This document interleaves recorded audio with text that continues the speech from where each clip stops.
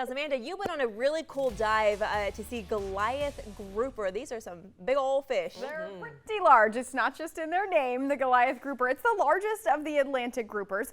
They can weigh up to 800 pounds and grow to over 8 feet long. So to be underwater with one of these fish is pretty cool, but dozens at a time, yeah, it's pretty wild. So earlier this week, I took a trip to the East Coast to go scuba diving to see them gather, and they were certainly plentiful.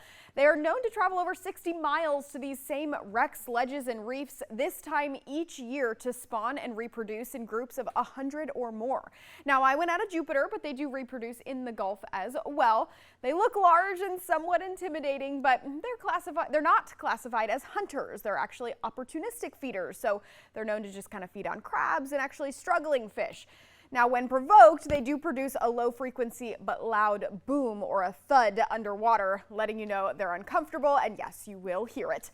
Otherwise, though, they're rather gentle giants. Now, along with those Goliath groupers, you have the chance to see a lot of other marine life, especially over on the East Coast. I love diving in this area because you can see turtles, moray eels, a variety of fish and coral, many different types of sharks as well, including this estimated 12 to 14 foot tiger shark that we saw earlier this week. So that tiger shark has a name. His name is Jenny.